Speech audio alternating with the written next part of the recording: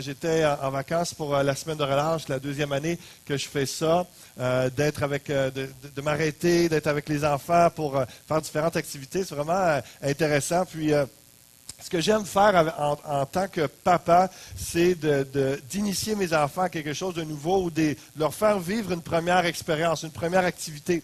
Puis, avec mes deux plus jeunes filles, 2 ans et demi, 4 ans, je les ai emmenés faire du patin pour la première fois que j'étais avec eux pour leur montrer à patiner. Et puis, c'est assez cute de les voir essayer de se tenir debout, essayer de patiner.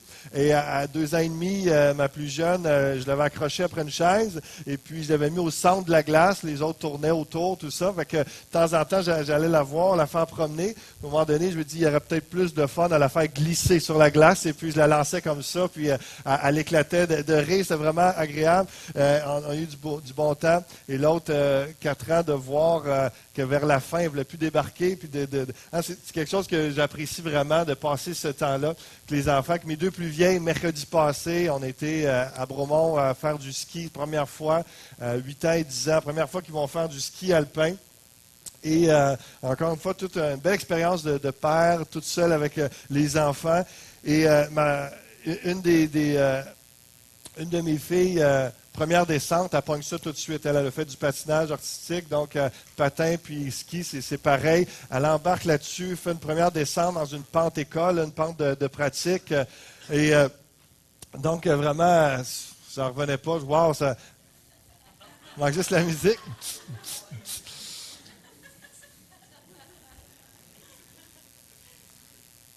Je pense qu'on va pouvoir les rallumer. Yeah! Ça commence. Et la lumière fut. Donne une parole, Seigneur, que la lumière soit. Et donc, Pente-École, la première descente, wow! Et l'autre, c'était un petit peu plus ardu. Ça, elle embarque, puis c'est qu'elle pognait la technique, mais elle avait peur. Donc, elle a tombé une fois, puis après ça, elle ne voulait plus, c'était fini. Papa, je vais retourner à la maison. J'ai dit, oublie ça.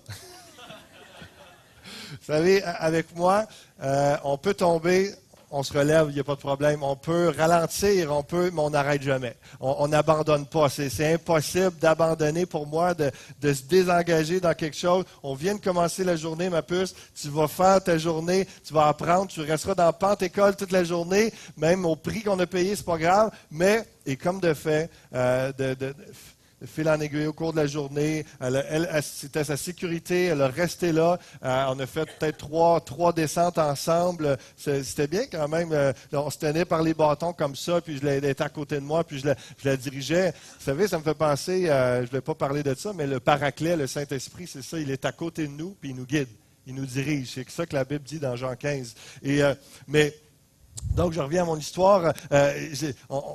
Elle a grandi, elle a gardé son engagement d'être là. Et puis, pour moi, c'est si précieux comme je le répète, on peut faiblir, on peut manquer notre coup, on peut tomber. Ça, c'est la vie chrétienne. C'est la vie, c'est normal. On tombe, il y a des choses, mais on se relève. On peut arriver au bout, on peut arriver au fil d'arrivée amoché, mais on va arriver au fil d'arrivée.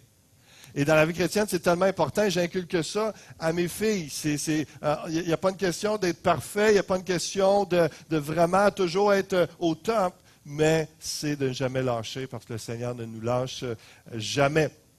Et c'est quelque chose qui est sur mon cœur. Je vais vous apporter ce matin avec on peut mettre le PowerPoint.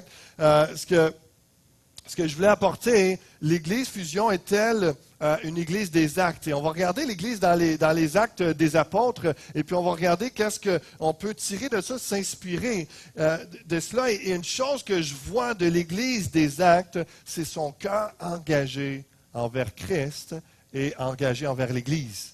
Et à cause de cet après-midi, la journée, l'Assemblée générale qu'on va avoir, on va parler des états financiers, le budget de l'année, on regarde un peu tout ce qui a été fait, où on s'en va. Et vraiment, pour moi, c'est important qu'ensemble, on s'arrête et qu'on puisse dire devant le Seigneur, moi, je m'engage envers toi, Seigneur. Je m'engage pour cette année 2016 envers l'Église Fusion. Je m'engage à être là, je m'engage à donner, je m'engage à me donner. Et ce qu'on va parler un peu ce matin en s'inspirant de différents textes dans l'Église des Actes. Et je vais vous laisser répondre à la question si l'Église Fusion est une Église des Actes, mais je veux apporter quelques histoires, quelques récits, quelques enseignements de ce livre-là pour nous inspirer, soit à continuer à être cette Église-là ou à le devenir. Et ensemble, qu'on puisse vraiment s'engager à être cette Église chrétienne. Parce que l'Église des Actes, souvent, on l'associe à... C'est la première Église, donc c'est l'Église naissante, c'est l'Église pleine de vie, c'est l'Église, on peut dire, pure, c'est l'Église vraiment en feu pour le Seigneur, où ce que le Saint-Esprit s'est déversé à la Pentecôte, et là, par la puissance du Saint-Esprit agisse. Si je parlais des apôtres, on parlerait particulièrement dans les Actes des apôtres des signes et des prodiges. Mais si on parle de l'Église, ce n'est pas les signes et prodiges qui ressortent, et on va voir les textes, qu'est-ce qui ressort de l'Église. Parce que si on parle de Pierre, de Paul, c'est toujours attaché, ils prêchent, il y a un miracle par-ci, il y a une guérison. Mais lorsqu'on parle de l'ensemble des croyants, des chrétiens, ce n'est pas l'emphase, n'est pas mise sur les signes et les prodiges. Alors, on va regarder ça ce matin. Donc, le but du message, c'est de rappeler ce qu'est une Église chrétienne et nous encourager, vous inspirer à vous engager ou à le demeurer engagé envers l'Église. Pour moi, l'engagement, je regardais dans les différentes définitions, puis on voit que c'est quasiment souvent toujours associé à un engagement, un contrat, une signature. Puis ça devient très froid, ça devient aujourd'hui la pensée de l'engagement. On pense au mariage, puis là, les gens ne veulent pas s'engager dans le mariage parce que voir si je vais me lier légalement par une signature, puis là, c'est un paquet de troubles. Les gens voient juste ça. Puis moi, il y a un robot qui est en train de sortir par là, excusez-moi. Je ne savais pas s'il y avait de quoi qui s'approchait de moi ou quelque chose qui allait me sauter dessus. Donc, l'engagement, c'est vu comme juste une espèce de contrat signature à mettre en bas d'un contrat, puis c'est froid, c'est sec, c'est légal. Mais l'engagement, pour moi, ce qui ressort de la parole de Dieu et de ma relation avec le Seigneur, c'est une question de cœur. C'est une histoire de mettre tes tripes sur la table, de te donner entièrement pour Dieu et pour l'Église et d'être là encore demain. Et d'avoir cette même passion que tu renouvelles pour Dieu. Donc, il y a différentes expressions. Le mot « engagé », c'est un mot plus moderne parce qu'on ne le voit pas réellement dans les Saintes Écritures.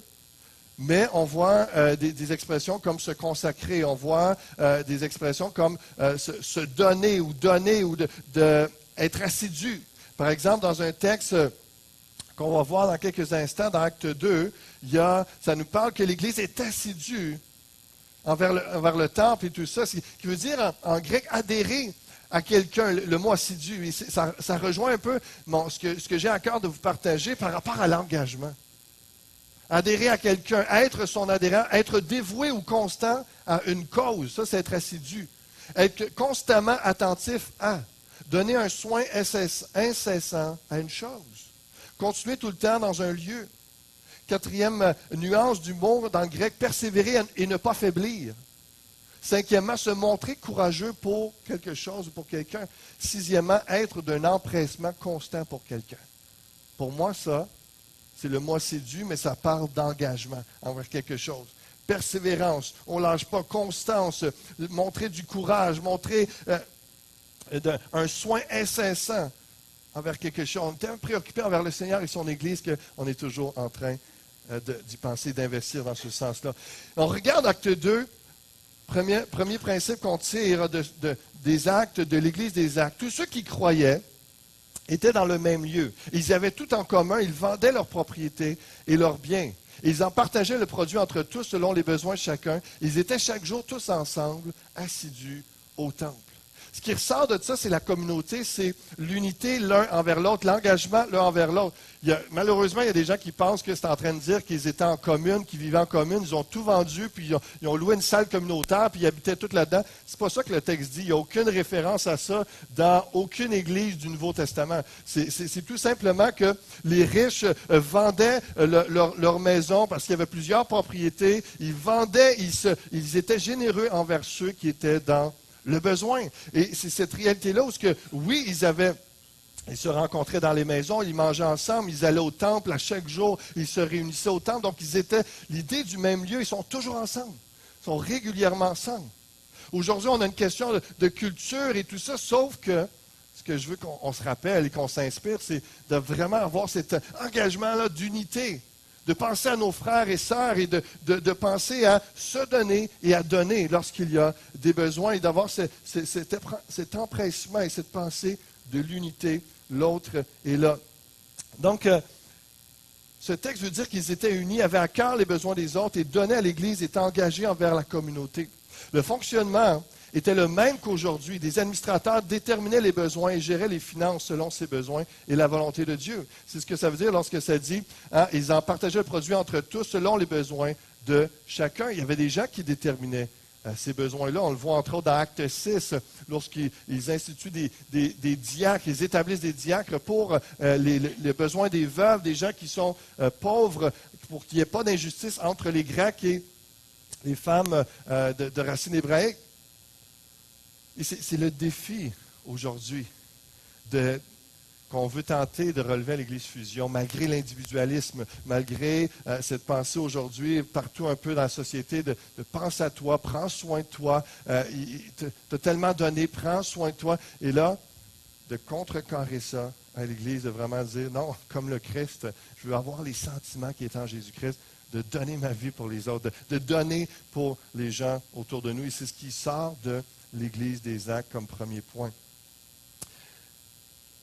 Donc, lorsqu'on parle d'assiduité, comme je disais tantôt, ils se donnaient en étant assidus au temple, qui veut dire pour nous réguliers à l'Église le dimanche et à certaines autres réunions pour louer, prier, donner, servir, entendre la parole, s'édifier, fraterniser.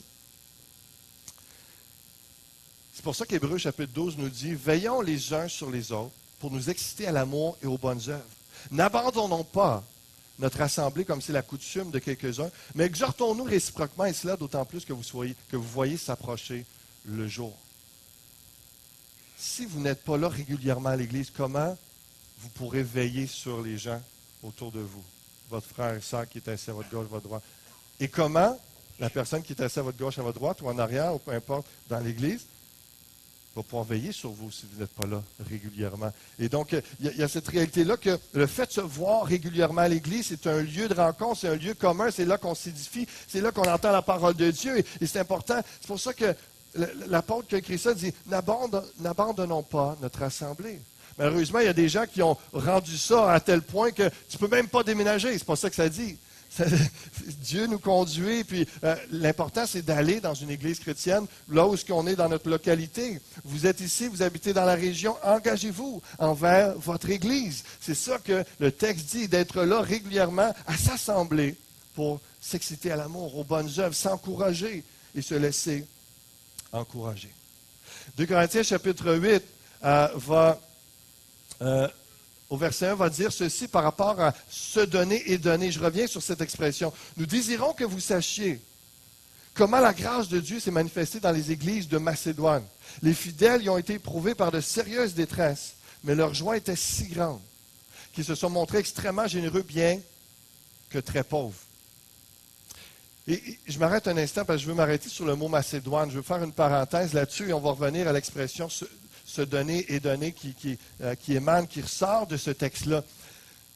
Lorsqu'il y a eu la fusion, ce que Dieu m'a parlé, s'il m'a dit à propos, il a utilisé le mot Macédoine qui veut dire terre étendue dans le grec. Et Macédoine, terre étendue.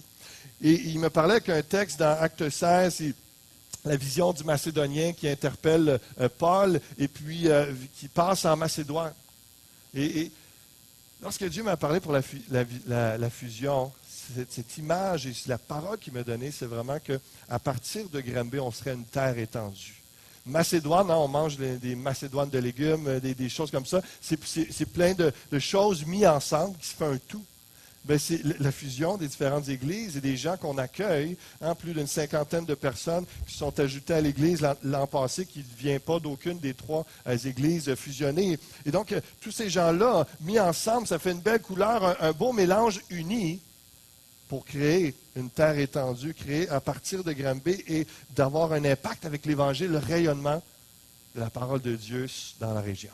Et c'est vraiment ça, la vision et ce que Dieu a inspiré par rapport à la fusion. Et même dans les définitions, lorsque Dieu me parlait là-dessus, j'avais été voir dans le dictionnaire, ça voulait dire quoi fusion, voir si c'était un bon mot, un bon nom pour l'Église, Église fusion, parce que tout ce que je savais de fusion, c'était l'idée d'union. Lorsqu'on fusionne ensemble, on devient unis. Mais ça veut dire tellement plus, et c'est la raison pour laquelle on a donné ce nom-là à l'Église. Parce que dans le premier sens de fusion, dans la définition, c'est l'union de différents éléments. C'est différents éléments, différentes églises se sont unies. Le deuxième sens, en physique, c'est l'union de plusieurs atomes qui libèrent une énergie considérable. Comme le Soleil est une astre en fusion. Est-ce qu'on est réchauffé par le Soleil? Est-ce qu'on voit ses effets? On est très loin du Soleil, pourtant on vit ses effets. C'est qu'ensemble, il y a tellement un amalgame et un rassemblement de la puissance de Dieu, de frères et sœurs, d'enfants de Dieu qui cherchent Dieu, qui sont remplis de l'Esprit, qui aiment, qui s'aiment, qui aiment les gens, qui aiment les perdus, qui vont aller à l'extérieur, qu'à partir d'ici, il y aura un impact considérable. Fusion. Troisième sens, le passage d'un corps de l'état solide à liquide sous l'action de la chaleur, lorsqu'on fait la fusion des métaux. Mais c'est ce que l'on veut être, transformé à l'image de Christ par la chaleur du Saint-Esprit. On est dans un certain état, dans une certaine forme, peu importe, lorsqu'on arrive à l'Évangile, on va être transformé par la chaleur du Saint-Esprit à l'image de Christ. Fusion, c'est ce que nous sommes. C'est ce que nous sommes. C'est ça l'Église fusion. Unir nos forces pour être une Église d'impact considérable par la puissance du Saint-Esprit. Amen. Amen. Je reviens au texte de 2 Corinthiens 8, l'expression se donner et donner. Donc, leur joie était si grande qu'ils se sont montrés extrêmement généreux, bien que très pauvres. Et ça, c'est les églises de Macédoine. Je prie qu'on soit comme les églises de Macédoine qui avaient ce cœur-là. J'en suis témoin, ils ont donné selon leurs possibilités, même au-delà, et cela spontanément. Au verset 4, il va le dire, ils nous ont demandé avec beaucoup d'insistance la faveur de participer à l'envoi d'une aide aux croyants de Judée. Ils en ont fait plus que nous n'espérions. Ils se sont d'abord donnés au Seigneur. Et ensuite, par la volonté de Dieu, également à nous. Ça, c'est glorieux. Parce que si on parle de générosité financière ou en temps, en pensée, tout ça, en énergie, pour avoir cette générosité-là, pour se donner, il faut d'abord s'être donné à Dieu. Parce que lorsqu'on s'est donné au Seigneur, tout le reste, notre portefeuille, notre temps, notre agenda, nos projets, tout ça appartient à Dieu. Et lui, il fait un filtre dans tout ça, et puis il nous utilise, il nous multiplie, il nous utilise pour sa gloire, et c'est là qu'on prend vraiment le plein potentiel d'un enfant de Dieu. C'est là qu'on s'épanouit, c'est là que vraiment on se réjouit d'être chrétien, d'enfant de Dieu, parce qu'on voit combien Dieu passe au travers de nous pour nous utiliser. Et ça, c'est là qui est puissant. Ils se sont d'abord donnés au Seigneur, et ensuite, par la volonté de Dieu, également à nous.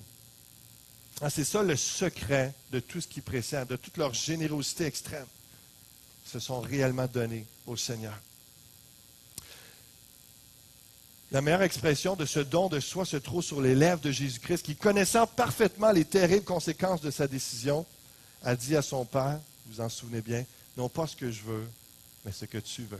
C'est abandonné, c'est donné au Père vraiment pour faire sa volonté. Sans ce don de soi, le don de son argent n'a pas beaucoup de valeur. Il devient une espèce de pourboire à Dieu, le moyen de calmer faussement une conscience mal à l'aise. C'est vraiment l'idée de se donner et de donner.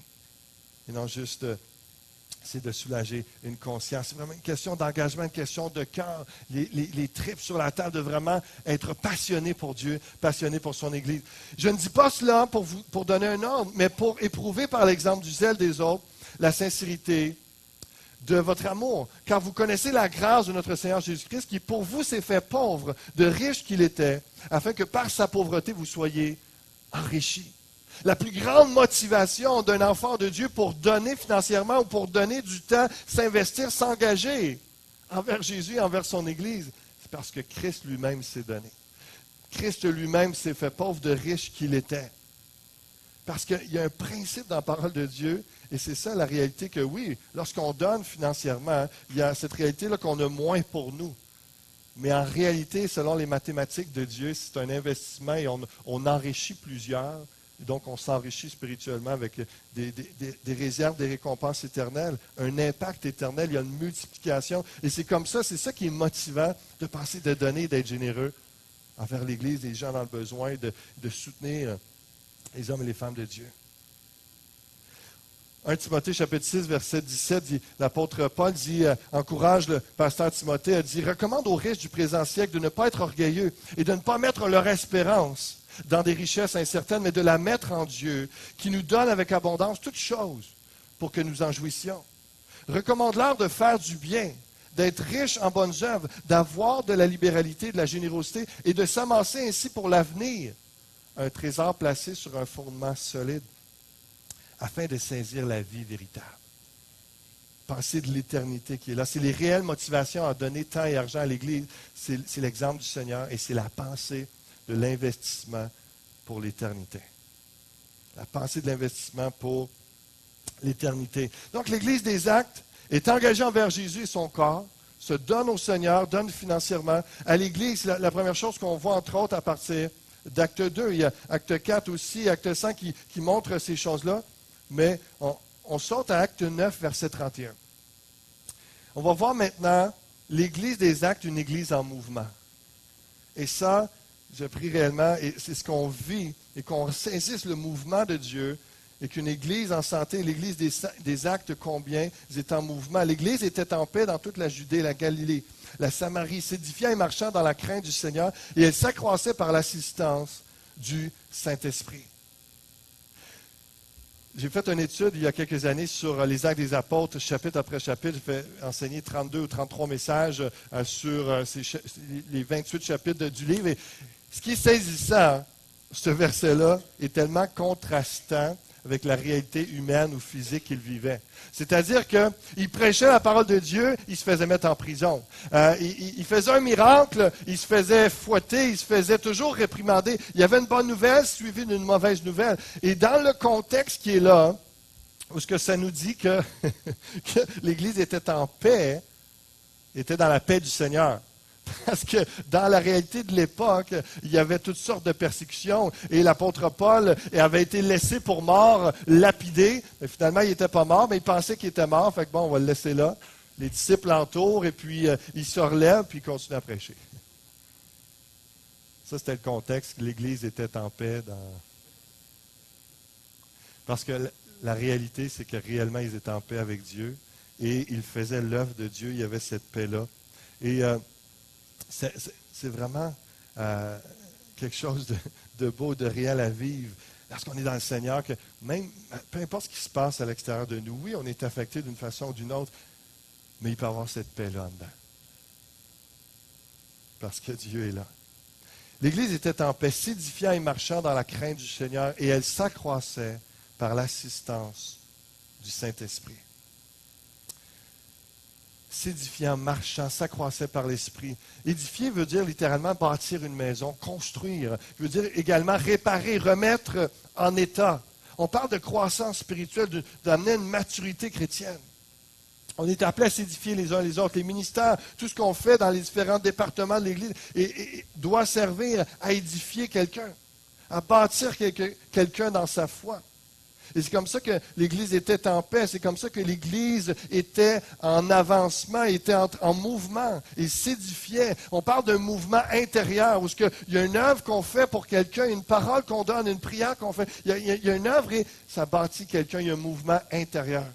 Ensuite de ça, marchant dans la crainte du Seigneur, qui veut dire aller, sortir, être en chemin, continuer son voyage, se diriger vers. On parle d'un mouvement extérieur. Ce sont les œuvres que l'on fait, les fruits que l'on porte, la conduite que l'on a qui ressemble à Christ. Marcher dans la crainte du Seigneur et s'accroître par l'assistance du Saint-Esprit. S'augmenter, se multiplier. On peut parler d'un mouvement dans tous les sens par l'Esprit, où ce qui multiplie l'Église, multiplie l'œuvre que l'on fait. Je regarde à l'Église et puis je suis encouragé, je suis béni. Le fait que l'Église soit en mouvement, c'est parce qu'il y a plusieurs leaders, plusieurs ouvriers, plusieurs bénévoles qui se donnent au Seigneur et qui donnent à l'Église.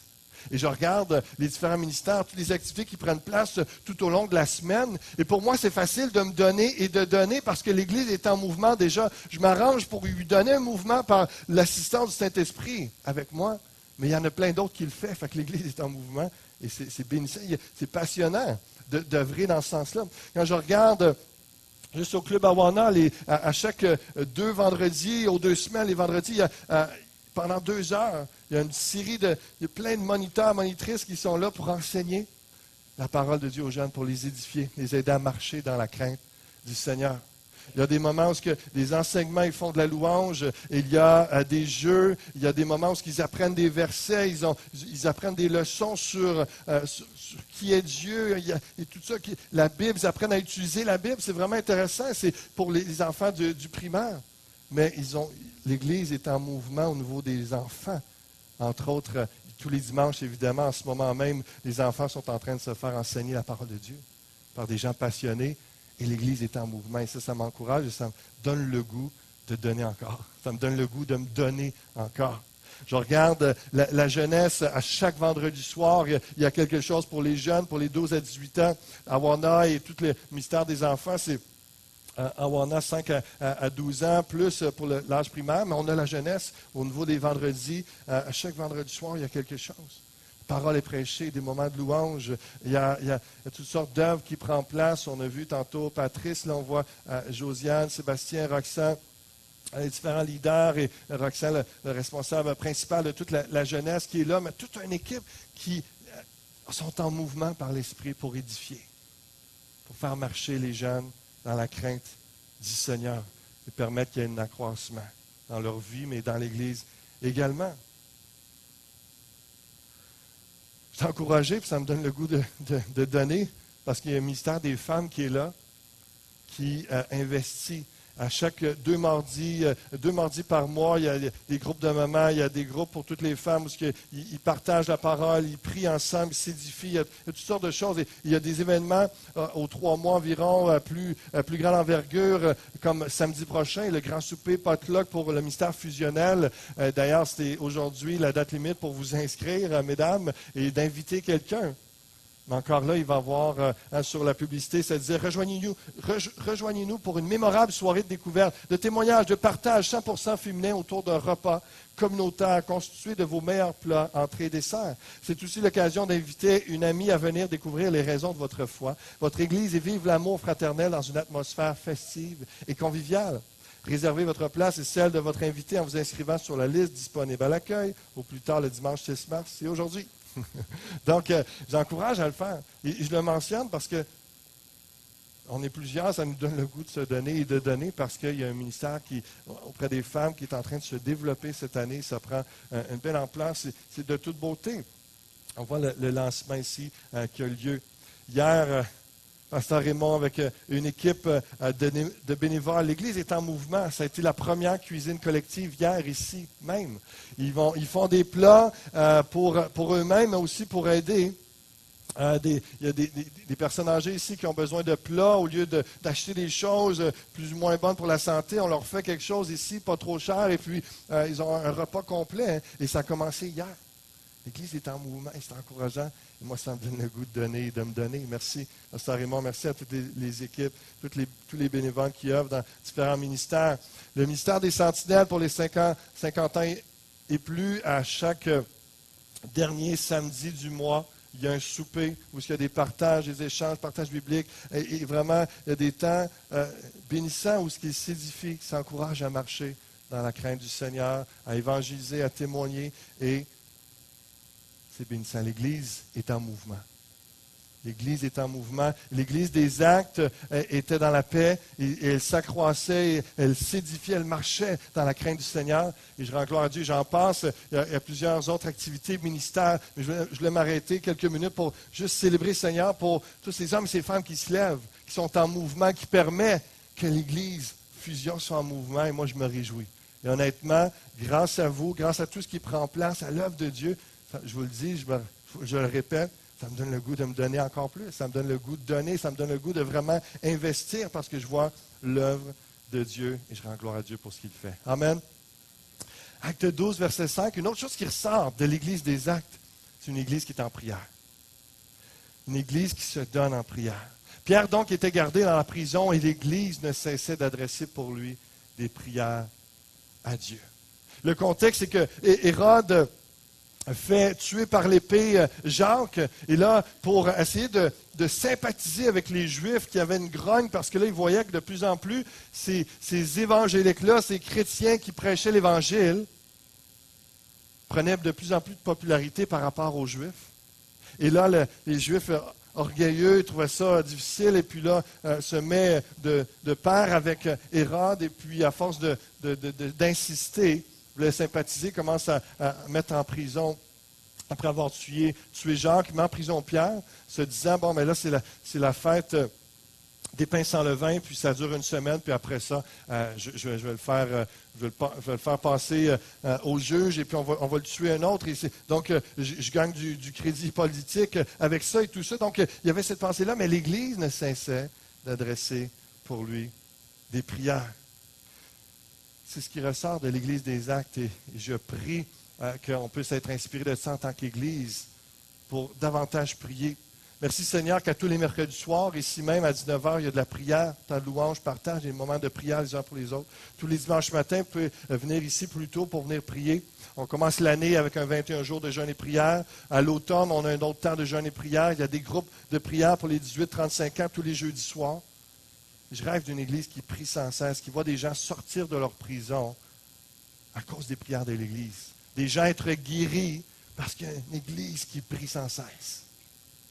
L'apôtre Pierre est là en train d'attendre son procès parce que ça nous dit la nuit avant son exécution, la nuit avant qu'il soit passé devant le juge, il dort entre deux soldats dans la paix du Seigneur. L'Église était dans la paix. Il sait que c'est sa fin à moins que Dieu intervienne. Mais il dort en pleine nuit, ça va bien.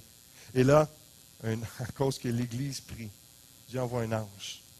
Il le libère, fait tomber ses chaînes. Il y a 16 gardes qui sont là, mais pas personne ne voit rien.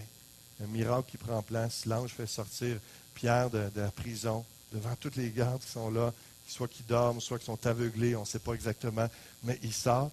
Puis là, Pierre, lui, pense qu'il rêve, il pense que c'est une vision, il pense qu'il ne sait pas trop. Et puis l'ange lui dit, habille-toi. Puis je me disais, pourquoi on a tous ces détails-là? Parce que l'ange lui dit, mets tes sandales, mets ta ceinture, prends ton manteau. Et la déduction théologique la plus grande que j'ai trouvée, c'est probablement parce que quand il sort, vous savez, en Israël, la nuit, il fait très froid. Le jour, il peut faire 30 degrés plus et très chaud.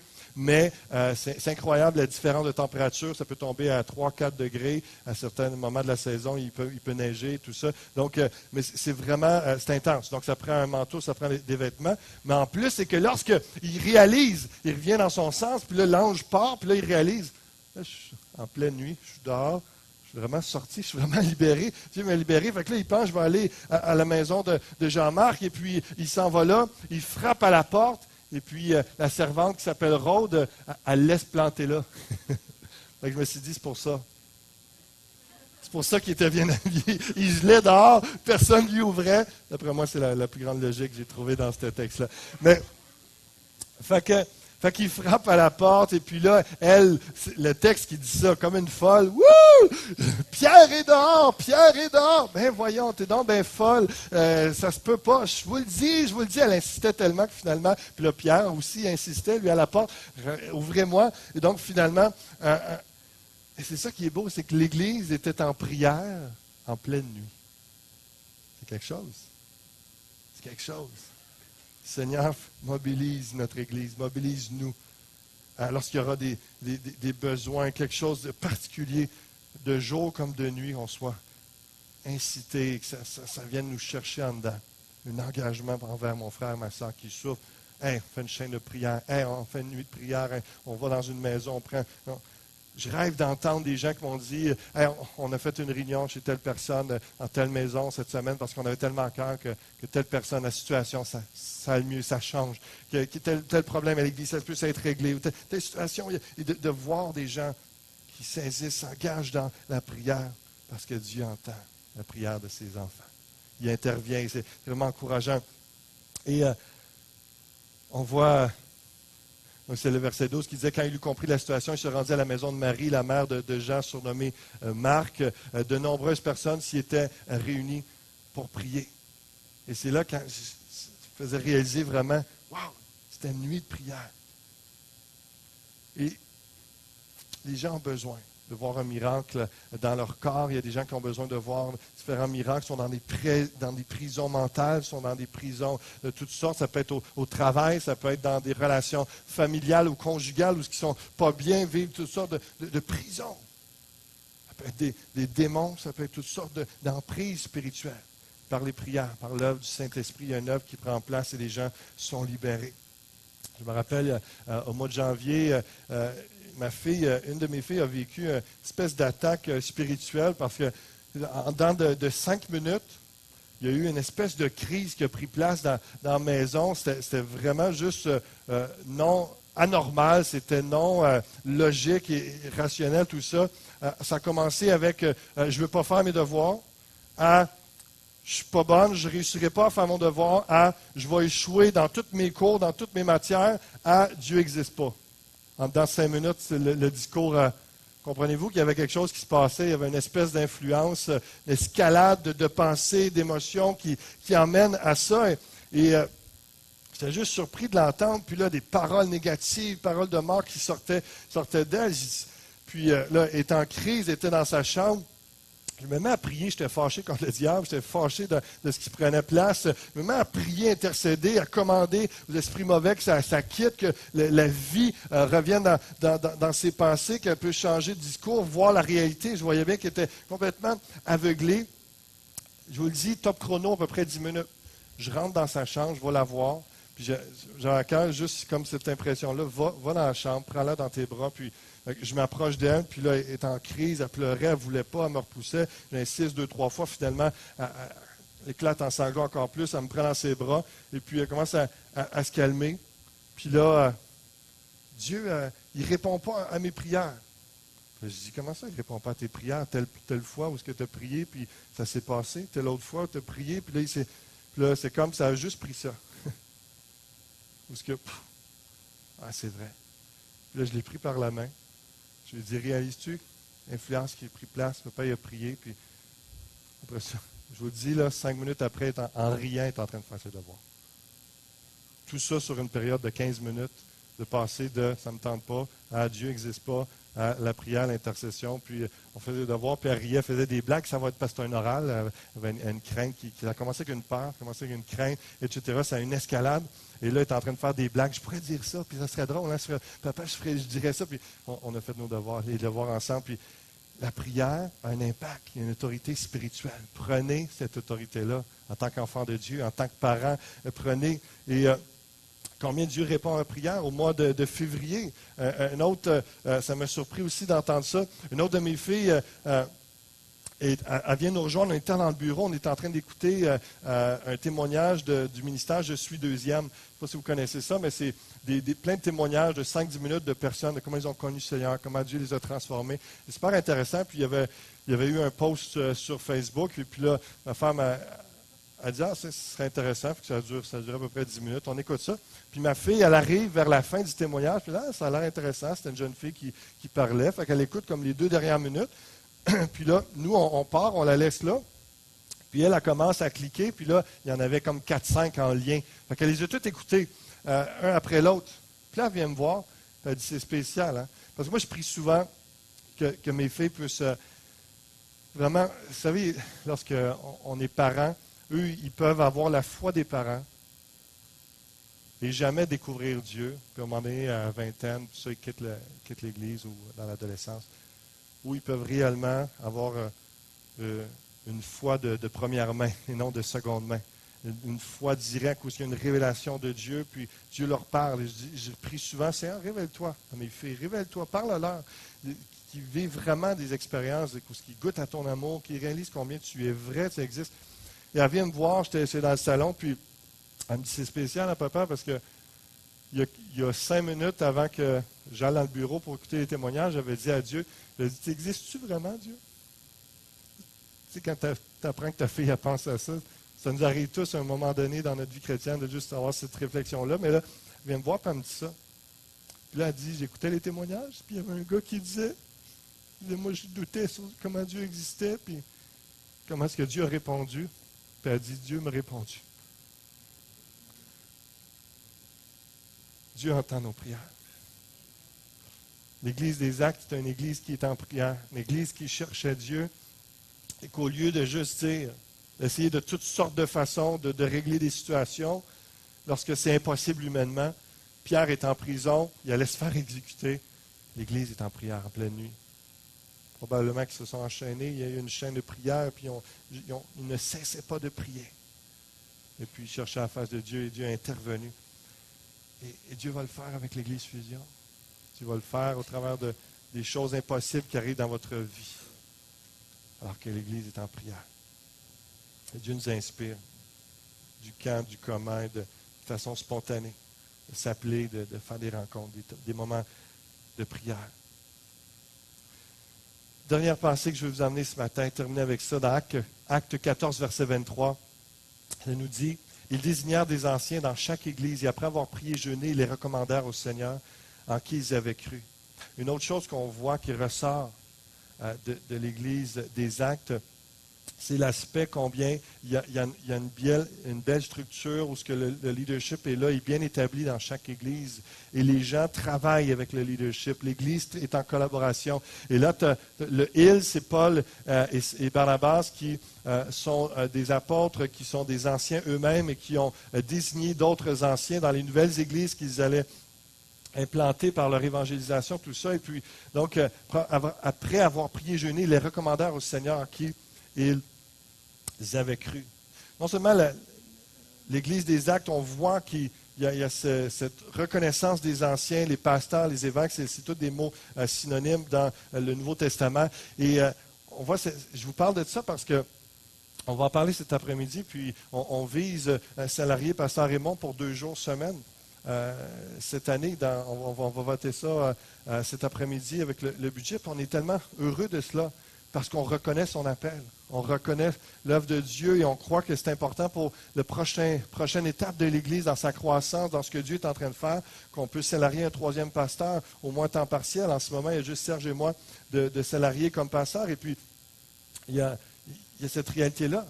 Acte 20, 28 nous dit « Prenez donc garde à vous-même et à tout le troupeau sur lequel le Saint-Esprit vous a établi évêque. » Encore une fois, c'est Paul qui parle aux anciens, qu'il a établi lui-même par la direction du Saint-Esprit, puis il leur rappelle hein, « Vous êtes établi évêque pour paître l'Église de Dieu qui s'est acquise par son propre sang. » Et le mot ancien, le mot évêque, pasteur sont synonymes. Évêque, dans le mot grec épiscopos, veut dire surveillant, gardien, responsable de l'Église chrétienne. Et Raymond, comme vous savez, est un des 4 pasteurs officiellement depuis cette année. Et on croit réellement que le Saint-Esprit l'a établi comme responsable de l'Église avec nous. Il apporte de beaux soins aux gens. Et ses tâches pastorales, principalement, sont de diriger l'accueil avec plus d'une 20aine de bénévoles, le suivi des nouveaux, l'implication communautaire, l'aide aux démunis, etc., etc. Mais chaque semaine, il vient passer plusieurs heures ici, rencontre des gens et puis s'assure qu'il y a délégué à d'autres personnes aussi pour rencontrer des nouveaux. Et c'est ça qui est bénissant parce qu'on parle souvent, il y a des gens qui arrivent, mais il y a des gens pour en prendre soin et ça prend un pasteur pour s'occuper de ça. Il fait des tâches que Serge et moi, on n'aurait pas le temps, on n'aurait pas la possibilité de faire ça. Donc, je me réjouis de voir dans l'équipe, c'est un homme qui est stable, c'est un homme de foi, un amour profond pour Dieu, qui a un bon humour aussi, c'est agréable de travailler avec lui. Il y a les dons, les capacités pour faire ça. Et je vous dis ça parce que je vous parle de l'engagement vers l'Église, de se donner et de donner. C'est un homme qui se donne et qui donne. Et on a besoin en tant qu'Église de se donner et de donner pour pouvoir payer d'autres pasteurs comme ça parce que l'Église est en croissance. L'apôtre Paul va dire dans 1 Corinthiens chapitre 9, verset 7, « Qui jamais est engagé dans une armée à ses propres frais? Qui est-ce qui plante une vigne et qui n'en mange pas le fruit? Qui est-ce qui fait paître un troupeau et ne se nourrit pas du lait du troupeau? » 1 Timothée 5,17 va dire « Les anciens qui dirigent bien l'Église méritent un double salaire. » Dans la version français courant, un double honneur, c'est ça que ça veut dire littéralement. Double salaire, surtout ceux qui ont la lourde responsabilité de prêcher et d'enseigner. Philippiens 4,15 va dire « Vous le savez vous-même, Philippiens, au commencement de la prédication de l'Évangile, lorsque je partis de la Macédoine, aucune Église n'entra en compte avec moi pour ce qu'elle donnait et recevait. Vous fûtes les seuls à le faire. » Nous voulons être une Église qui rémunère ses ouvriers, qui reconnaît l'œuvre de Dieu au travers de ces hommes-là. Et je vous le dis ça parce que, et je vous l'enseigne parce que d'un, il y a des nouveaux qui arrivent, donc c'est la première fois qu'ils entendent ça ce matin, ce que je suis en train de vous dire. D'autres, vous le connaissez. Et je vous rappelle l'importance de s'engager à cela, parce qu'en 2017, en 2018, on va vous présenter d'autres personnes. Qu'on va être rendu là à dire, ben là, ça va être rendu telle personne 2 jours semaine, telle autre personne, temps plein, etc., selon la grâce de Dieu, selon la direction de Dieu, parce que l'Église est en mouvement. L'Église est en mouvement. Et je rends gloire à Dieu pour ça. Acte 15, 22. Il parut bon aux apôtres et aux anciens, à toute l'Église, de choisir parmi eux d'envoyer à Antioche avec Paul et Barnabas, Jude appelé Barsabas et Silas, homme considéré entre les frères. Je vous parle de l'importance de reconnaître les ouvriers, mais je vais apporter ce dernier texte avec la pensée. Ce qui est beau dans l'Église des Actes, c'est que oui, il y a une obéissance, il y a une soumission de l'Église envers ses leaders, mais il y a une considération des leaders envers l'Assemblée qui fait en sorte qu'il y a un partenariat, il y a un travail d'équipe, et c'est ça la vraie Église. Ce n'est pas juste les pasteurs sont des despotes qui décident tout, et puis parce que j'ai une vision, j'ai reçu ça. Avez-vous remarqué l'expression « il parut bon » ? Il parut bon. Pas l'apôtre Paul a reçu une vision, j'ai une profonde conviction sur telle chose. Il y a un amalgame. Des fois, je crois en vision. C'est sur une vision, c'est sur une conviction intérieure que la fusion a pris place et c'est nécessaire et c'est biblique. Mais comprenez que sur chaque décision pastorale, sur chaque décision de leader, ce n'est pas toujours Dieu m'a dit que. Il y a comme les apôtres dans l'Église des Actes, il nous paraît bon que aux apôtres, aux anciens et à toute l'Église. Il y a des choses comme cet après-midi, on va décider ensemble. Parce qu'on va regarder les faits, on est dans une attitude de prière, on ouvre en prière, on s'attend à ce que le Saint-Esprit nous guide, et selon le discernement que Dieu nous donne, ensemble, il nous paraît bon qu'on prend telle décision. Donc c'est ça vraiment l'Église, et c'est ça que je trouve beau de travailler en équipe. L'importance du leadership qui donne direction, tout ça, mais en collaboration avec toute l'Église. Il parut bon aux apôtres, aux anciens. Le rôle de l'Église est de collaborer avec les anciens pasteurs selon ce qui nous paraît bon. Paraît bon, c'est la direction du Saint-Esprit, c'est la connaissance de la Bible et c'est l'expérience. Comme je vous dis, ce n'est pas toujours on a une révélation, mais on a prié et ça me paraît bon que nous prenions telle décision. C'est la réalité, c'est biblique de vivre ça. Et l'expression veut dire ça me semble bon, je crois bon, ça me paraît bon, je juge à propos que. Les apôtres fonctionnaient comme ça. Donc on fonctionne comme ça également ensemble. Et pour moi, je répète, c'est la beauté de l'Église. On est une famille et on va de l'avant ensemble. Je conclue et je veux prier avec vous, avec cette prière-là. Puis j'aimerais ça que le plus grand nombre ce matin puisse dire, Seigneur, je m'engage à me donner à toi et à donner à mon Église. Je m'engage cette année à me donner à moi. Et cette réalité-là, ça veut dire que ce n'est pas juste le feeling de dire, il y a tel besoin, là, je vais donner. Non, tu donnes régulièrement parce que tu t'es donné à Dieu. Tu t'es donné à Dieu par générosité, tu donnes. Évidemment, il y a des besoins, évidemment, il y a une réalité là. Mais la motivation première, je reviens au début de mon message, c'est parce que Christ s'est fait pauvre de riche qu'il était. Il s'est donné. Et parce qu'il y a un investissement éternel à investir dans l'œuvre de Dieu, financièrement et en temps, en énergie, tout ça, toute cette réalité-là de se donner et de donner. Et qu'on puisse le faire avec foi, avec joie, continuellement.